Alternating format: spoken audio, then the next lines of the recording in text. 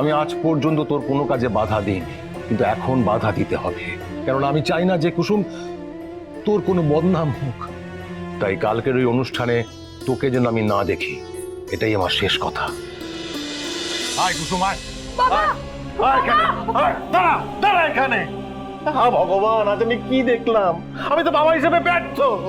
এই দৃশ্য দেখার আগে আমি মরে গেলাম। বাবা, তুমি ভুল ভাবছো বাবা। আমি শুধু ছোট সাহেবের বন্ধু হই। বন্ধু? হ্যাঁ, তুই বন্ধু বলে আয়ুষ বাবাকে ওইভাবে জড়িয়ে ধরবি? তোর সাহস হলো কি করে? তুই মুখে মুখে তর্ক করছিস, তোর লজ্জা করছিস না তোর? বিশ্বাস করো, তুমি ভুল ভাবছো বাবা। আমার আর ছোট সাহেবের মধ্যে বন্ধুত্ব ছাড়া আর কিচ্ছু নেই। তাহলে আমি যেটা দেখলাম সেটা ভুল দেখেছি? কি রে, চুপ কেন? উত্তর দে, উত্তর দে কুসুম। বাবা, তুমি ঠিকই দেখেছো, শুধু ভুল ভাবছো। ছোট সাহেব আর আমার মধ্যে শুধু বন্ধুত্ব আছে, তাছাড়া আর কিচ্ছু নেই গো। এই কুসুম, কুসুম, আমি তোকে বিশ্বাস করি। আমি জানি তুই এমন কোনো কাজ করবি না যাতে আমার মাথা হেট হয়, কিন্তু তোর সঙ্গে শুধুমাত্র আয়ুষ বাবার বন্ধুত্বের সম্পর্ক, এটা আমি সবাইকে কি করে বোঝাবো? ওগো শুনছো? তোমার মেয়েকে আমি কি করে বোঝাবো যে পৃথিবীটা কেমন? কি করে বোঝাবো ওকে আমি? বাবা, বাবা, আমি সব বুঝি গো বাবা। তুমি শুধু আমাকে একটু বিশ্বাস করো। আমি এমন কাজ কোনোদিনও করবো না যাতে তোমার অসম্মান হয়। দেখ কুসুম, আমার বিশ্বাস অবিশ্বাস নিয়ে কিচ্ছু যায় আসে না রে, কিন্তু কুসুম আমাদের তো এই সমাজে থাকতে হবে, আর আমাদের মতো লোকের কাছে না সম্মানটা খুব বড়, ওটা অনেক বড় শক্তি। আমরা যারা রোজ দিন আনি দিন খাই, আমাদের কাছে প্রাণের থেকে বড় হলো সম্মান। তোকে তো দেবী মা মেয়ের মতো ভালোবাসে, তার মানে তো এই নয় তুই ওদের পরিবারের একজন হয়ে গেলি। ওরা বাড়ির মালিক, আমরা কাজের লোক। এটা মাথায় ঢুকিয়ে নে ভালো করে, প্রতিদিন নিজেকে বোঝাবি আমরা কাজের লোক, আমরা কাজের লোক। মেঘা ম্যাডাম আয়ুষ বাবার তো হবু বউ, তা কোনো হবু বউ কি তার স্বামীর এইরকম বন্ধুত্ব মেনে নেবে? তোর যদি হতো তুই কি মানতিস? তোর ভালো লাগতো?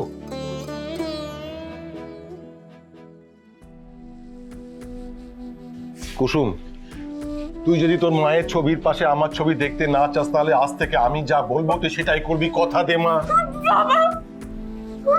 কথা দে কুসুম, কথা দে। যাক বাবা, বাঁচা গেছে। এই ব্রেকিং নিউজটা এখন তুলে রাখবো, পরে সময় মতো দিদির কানে দেবো। বাবা, আমি তোমাকে কথা দিচ্ছি, আজ থেকে তুমি যা বলবে আমি শুধু তাই করব। বেশ, তাহলে আজ থেকে তুই আয়ুষ বাবার ঘর থেকে অনেক দূরে থাকবি। তোর কাজ রান্নাঘরে রান্না করা, ব্যাস ওই পর্যন্তই। হ্যাঁ, যদি খুব জরুরি কোনো কাজে ডাকে তাহলেই যাবি, নচেত নয়। আমার কথার অন্যতা হলে তুই আমার মরা মুখ দেখবি কুসুম। বাবা, আমি এমন কোনো কাজ করব না যাতে তোমার মাথা নত হয়। আমি তোমাকে কথা দিলাম। কাল আয়ুষ বাবার আংটি বদলের অনুষ্ঠান, সেখানে তুই যাবি না কুসুম। এ বাবা, কুসুম না গেলে তো কোনো ড্রামাই হবে না। না না না না না, ড্রামা ছাড়া এরকম একটা অনুষ্ঠান আমি কি করবো? আমার তো কিছু করারই থাকবে না। কুসুমকে তো যেতে হবেই, সেই ব্যবস্থাটা তো করতে হবে। দেখি কি করা যায়। দেখ কুসুম, আমি আজ পর্যন্ত তোর কোনো কাজে বাধা দিইনি, কিন্তু এখন বাধা দিতে হবে, কারণ আমি চাই না যে কুসুম তোর কোনো বদনাম হোক। তাই কালকের ওই অনুষ্ঠানে তোকে যেন আমি না দেখি, এটাই আমার শেষ কথা।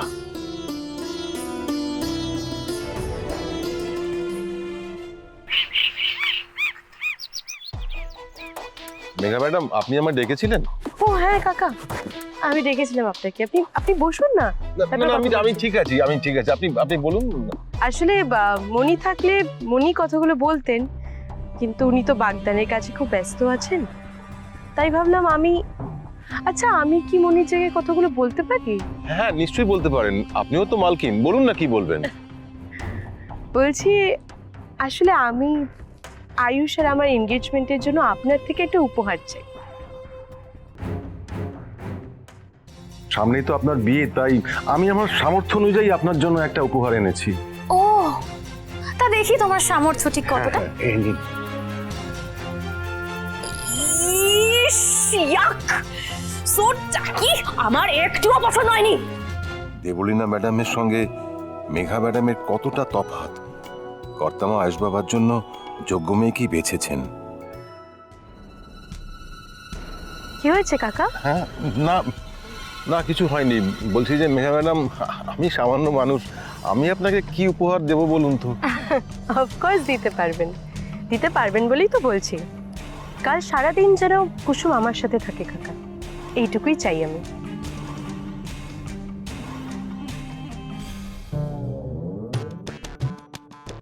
বলেছিলাম না কুসুমকে কাল আয়ুষের এনগেজমেন্টে আসতেই হবে। দেখলেন কিরম ব্যবস্থাটা পাকা হয়ে গেল। ব্যাস এইবারে আমি নিশ্চিন্ত, এবার আয়ুষের এনগেজমেন্টের ড্রামা আটকায় কে। কাকা আপনি তো জানেন যে আমার মা বাবা কেউ নেই, ইনফ্যাক্ট আমার কোনো ছোট ভাই বোনও নেই। কুসুমকে আমি নিজের ছোট বোনের মতো দেখি। আমি জানি কুসুমের উপর আপনি রেগে আছেন, কিন্তু আমি আশা করব কালকে আপনি ওকে আসতে বাধা দেবেন না। সকালে যা হয়েছে আই এম শিওর ওর কোনো খারাপ উদ্দেশ্য ছিল না। আসলে কুসুম না এখনো খুব সরল মনের মানুষ। কাকা আপনি একদম চিন্তা করবেন না, আমি সবটা সামলে নেব, ঠিক আছে? একটা মিনিট কাকা, এটা কুসুমের জন্য। কাল সকালে যেন কুসুম এটা পরে আসে। আসলে এটা আমার আর মনির তরফ থেকে ওর জন্য একটা ছোট্ট উপহার। বেশ, আমি আসি ম্যাডাম। হ্যাঁ হ্যাঁ, অফকোর্স।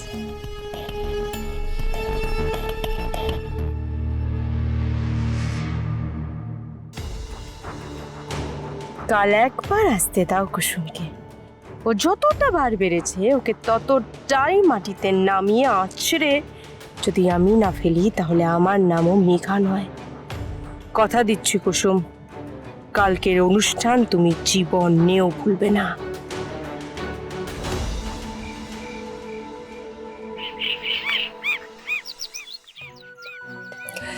সকাল সকাল ঘুম থেকে ওঠা যায় নাকি? দিদি পারেও বটে, সাত সকালে সবাইকে ঘুম থেকে তুলে দিল।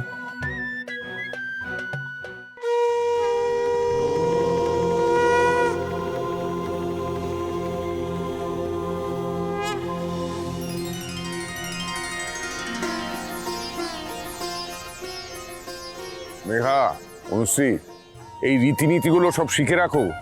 বংশের ধারা তো তোমাদেরই বজায় রাখতে হবে।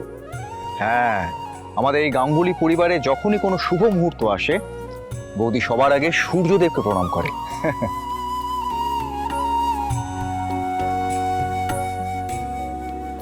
আয়ুষ এসো, এসো মেঘা। অনুশ্রী এসো, তোমরাও সূর্যদেবকে জল দান করো না।